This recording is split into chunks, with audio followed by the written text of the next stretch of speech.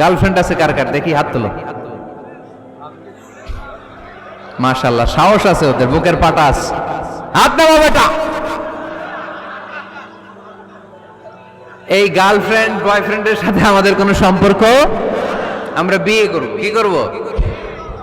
বিয়ে করব। চেয়ারম্যান সাহেব বিয়ে করাই দিন এগুলোরে, আপনার দায়িত্বে দিয়ে গেলাম। এই গার্লফ্রেন্ড বয়ফ্রেন্ড এগুলো ইসলামের কালচার নয়। বিয়ের চেয়ে ভালো কাজ পৃথিবীতে হতে পারে? বিয়ে করতে গেলেই বাপে বলে আগে নিজের পায়ে দাঁড়া। তো এতদিন ও কার পায়ে দাঁড়াইছে? ছেলে মেয়েদেরকে সাহস দেন, ছেলেও পড়বে। ওই যে একজন চিল্লান দিয়ে উঠছে, ওর কমন পড়ছে। কমন পড়ছে, মাশাআল্লাহ। গার্ডিয়ানরা যারা আছেন ওদের দুঃখ কষ্ট একটু বুঝছেন আপনারা, মিলাই দিয়েন ওদেরকে, বিয়ের পিড়িতে বসায় দিয়েন। বিয়েতে কল্যাণ, বিয়েতে বরকত। বিয়ের মতো ভালো কাজ হতে পারে না। সব নবীরা বিয়ে করেছেন। আর নিকাহ মিন সুন্নতি, বিয়ে আমার সুন্নাত। ফামান রাগিবা আন সুন্নতি ফালাইসা মিন্নি, যে আমার সুন্নতকে ভালোবাসে না সে আমার উম্মত হতে পারে না। বিয়েটাকে সহজ করে দেন। যেই সমাজে বিয়ে সহজ ওই সমাজে জিনা কঠিন, তাই না? যেই সমাজে জিনা সহজ ওই সমাজে বিয়ে কঠিন।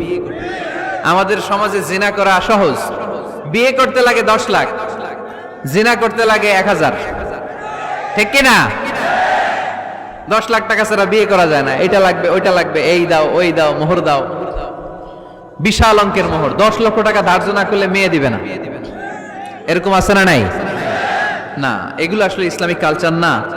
ছেলের বাবা মেয়ের বাবা উভয়কে আমি বলি বিয়েটা সহজ করে দেন, সহজ করে দেন। ছেলে পড়াশোনা করুক, সমস্যা নাই, মেয়েও পড়ুক, কিন্তু তারা পবিত্রভাবে তাদের সম্পর্ককে মেনটেন করুক, ঠিক কিনা?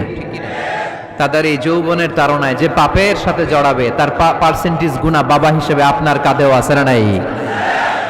এজন্য বাবারা সাবধান, মায়েরা সাবধান, বিয়েটাকে সহজ করেন।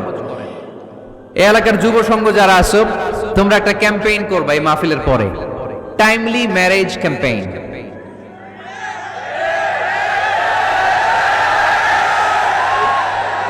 টাইমলি ম্যারেজ ক্যাম্পেইন, সময় মতো বিয়ে দিতে হবে, দেরি করা যাবে। বাপ মা বুঝে না, একজনকে হুজুর আব্বাই বুঝে না। গার্ডিয়ান যারা আছেন একটু সদয় হন।